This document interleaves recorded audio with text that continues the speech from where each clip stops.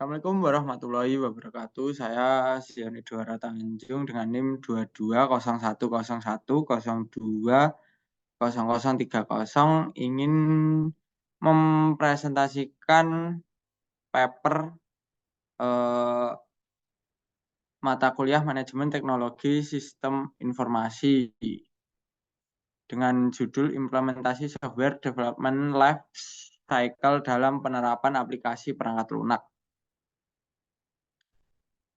eh, Satu, pendahuluan. SDLC adalah tahapan-tahapan pekerjaan yang dilakukan oleh analisis sistem dan programmer dalam membangun sistem informasi. Ada 6 tahapan secara umum di dalam SDLC, yaitu satu, analisis sistem, yaitu membuat analisis aliran kerja manajemen yang sedang berjalan. Dua, desain spesifikasi kebutuhan sistem, yaitu melakukan perincian mengenai apa saja yang dibutuhkan dalam pengembangan sistem dan membuat perencanaan yang berkaitan dengan proyek sistem. Tiga, konstruksi sistem, yaitu membuat desain aliran kerja manajemen dan desain pemrograman yang diperlukan untuk pengembangan sistem informasi. Empat, implementasi sistem, yaitu tahap menjalankan sistem yang sesuai dengan fungsi masing-masing.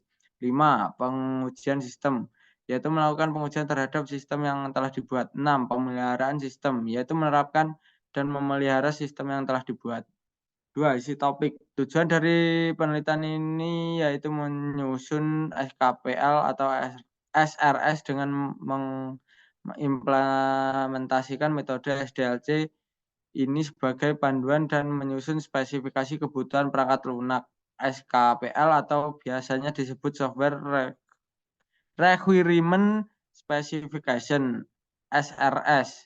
SKPL atau SRS dipresentasikan dalam bentuk dokumen dan menggunakan Unified Modeling Language UML dari segi konten.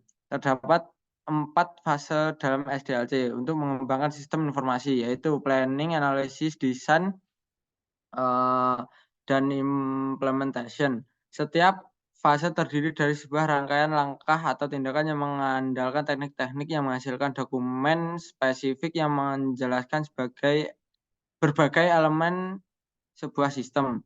Setiap proyek yang berbeda akan menekankan bagian-bagian yang berbeda dari SDLC. Untuk mengimplementasikan SDLC terdapat berbagai metodologi yang dapat dipergunakan bervariasi tergantung kebutuhannya. A. Planning, sebuah perencanaan yang biasanya lebih menonjolkan pada alasan apa sebuah sistem dibuat dan dikerjakan oleh perangkat lunak dalam satu rentang waktu tertentu. B. Analisis, tingkatan perencanaan yang dilanjutkan dengan proses analisis yang menekankan bagaimana, siapa, dan di mana sistem dibuat, mencakup arsitektur antarmuka internal dan algoritma perangkat lunak. C. Desain. Proses desain lebih menekankan pada bagaimana sistem ini akan berjalan, penerapan, dan pengujian unit-unit program. D. Implementation. Tahap ini mengenai proses penyampaiannya pada pengguna, integrasi, dan pengujian modul-modul program. Setelah semua tahapan dilakukan, maka perlu juga dilakukan pengujian sistem sebagai validasi perangkat lunak secara keseluruhan. Komponen dan karakteristik pengembangan perangkat lunak.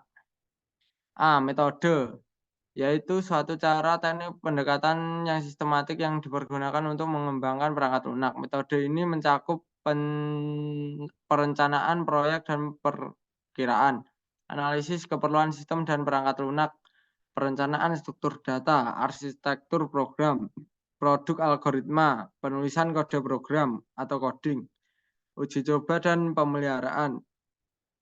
B. Alat bantu, tools, yaitu alat-alat manual maupun otomatis yang mendukung pengembangan perangkat lunak. Terdapat 2 alat bantu yang dapat digunakan, yaitu alat bantu manual dan alat bantu otomatis. C. Prosedur yang dipergunakan untuk mendefinisikan urutan-urutan pekerjaan daur dari metode dan alat bantu tersebut. Metodologi pengembangan sistem perangkat lunak dapat diklarifikasikan dalam 2 pendapat ahli, yaitu pertama, menurut Ian Sommerfeld spill bahwa model proses pengembangan perangkat lunak terbagi atas 4, prototyping, formal system, resource oriented software, engineering, waterfall. Kedua, menurut Freshman, yang juga menjadi fokus pembahasan dalam paper ini, menyebutkan bahwa model proses pengembangan perangkat lunak terbagi atas 5 metode. Linear sequential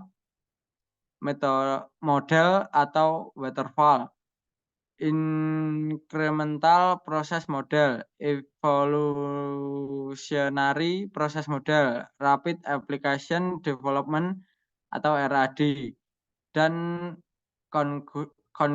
concurrent model. Cukup sekian presentasi dari saya. Bila ada kurangnya saya mohon maaf. Wassalamualaikum warahmatullahi wabarakatuh.